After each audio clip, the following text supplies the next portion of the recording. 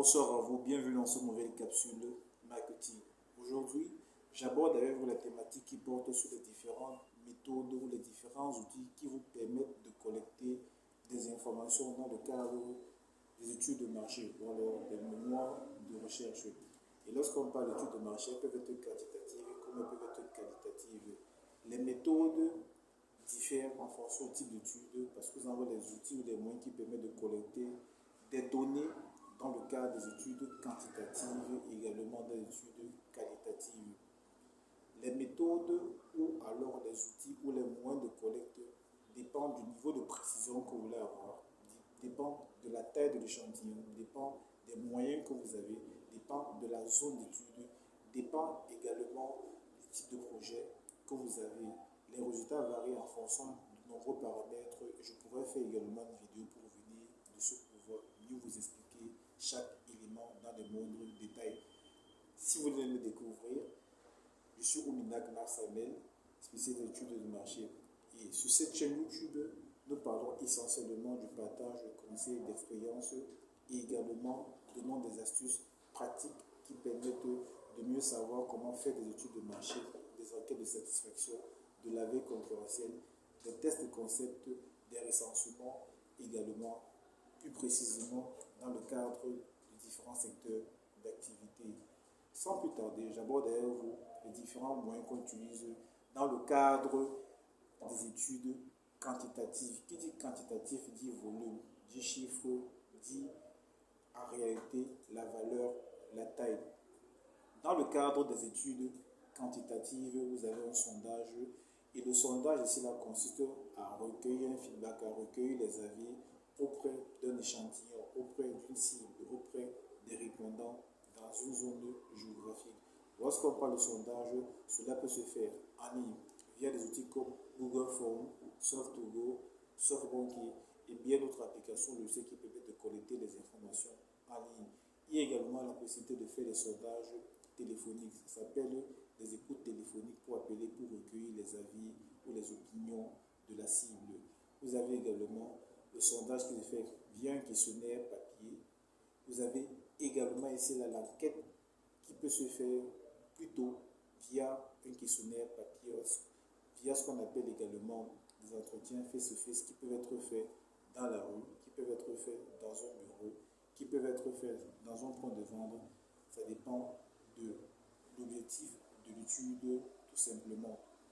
En ce qui concerne les études qualitatives, les différents moyens ou les méthodes que vous pouvez utiliser ici là, vous avez les entretiens, vous avez les tests de concept, vous avez les focus group, vous avez l'observation. Mais les principales méthodes généralement qu'on utilise sont de l'observation, les focus group ou les groupes d'entretien, également de l'observation. Lorsqu'on parle d'entretien, on parle d'un échange entre un répondant et un enquêteur ou un superviseur d'une étude, une conversation dans laquelle le superviseur, alors ici là, l'enquêteur pose des questions pour pouvoir recueillir des avis sur l'opinion, sur la vie, comprendre la psychologie, les motivations, les attentes, pourquoi la cible ou bien pourquoi le répondant se comporte d'une façon ou d'une autre par rapport à un produit, par rapport à un service, par rapport à la concurrence. En réalité, ici, là, dans le cadre de l'entretien, ici, là, il y a des objectifs bien précis qu'on aimerait atteindre dans cet échange qui est ce qu'on appelle un entretien. Donc, ça vous permet à votre niveau de savoir ce que c'est. Maintenant, pour pouvoir le mettre en place, si vous avez les compétences ou l'expertise de pouvoir le faire, vous pouvez le mener vous-même ou je vous recommande tout simplement de passer par une agence. Nous avons ce qu'on appelle les focus group. Focus group ou groupe de discussion, ce sont des échanges qui sont menés entre plusieurs personnes sur une thématique avec le chargé de l'étude ou le chargé de l'enquête. Ceux-ci discutent, échangent ou débattent des sujets qui portent sur une problématique bien précise. Ça permet de recueillir véritablement les avis des gens. Ça permet de connaître le ressenti des gens par rapport à un problème posé, par rapport à un fait, par rapport à un constat. Généralement, dans le cadre des focus group, les gens se lâchent beaucoup plus, disent ce qu'ils pensent au fond du cœur, et ça permet à l'enquêteur d'avoir réellement des opinions vraiment qu'ils n'imaginaient même pas avoir dans le cadre de l'étude. Nous avons également de l'observation. Observer dans le cadre des études qualitatives voudrait dire tout simplement que vous êtes capable d'aller dans un point de vente, vous êtes capable d'aller chez un concurrent, vous êtes capable d'aller dans un environnement précis pour pouvoir, par exemple, observer comment les gens se comportent dans une salle d'attente, peut-être d'une banque, d'une assurance, ou alors, peut-être si vous avez pour projet d'ouvrir un restaurant dans une zone bien spécifique, vous pouvez descendre sur le terrain, entrer dans les différents restaurants, observer comment les clients se comportent, le temps d'attente, comment on vous accueille, comment on vous sert.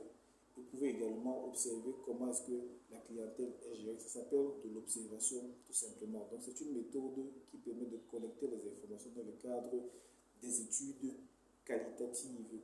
Je reviens sur le fait que vous avez la possibilité de combiner différentes méthodes en fonction du problème ou des problèmes que vous voulez résoudre, en fonction des hypothèses que vous voulez lever et également en fonction de vos coûts, en fonction de la durée. Parce que chaque moyen, chaque méthode de collecte des informations a ses avantages et a ses inconvénients.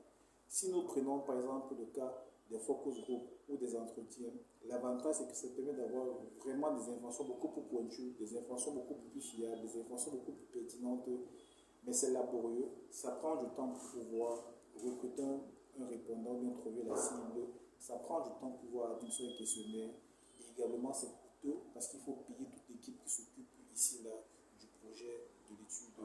Par contre, si nous prenons le cas peut-être de ce qu'on appelle un questionnaire année, vous pouvez tout simplement décider d'envoyer le questionnaire, attendre que les gens remplissent et vous avez les feedbacks que vous analysez.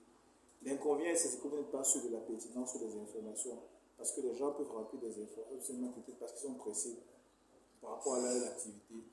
Par contre, si vous prenez peut-être le temps de faire un questionnaire face à face, vous êtes beaucoup plus posé, le répondant ou la cible est beaucoup plus disposé à vous donner des informations beaucoup plus fiables dans le cadre de cet entretien. Donc voilà entre autres les différents moyens, méthodes qui permettent de collecter des informations dans le cadre des études quantitatives et qualitatives. J'espère que cette vidéo vous sera utile et que si vous aimez, vous allez pouvoir mettre en commentaire pour donner votre avis. Si vous avez un sujet sur lequel vous aimez encore débattre, vous pouvez également mettre en commentaire. Je vous dis à très bientôt pour de nouvelles capsules marketing. Ciao.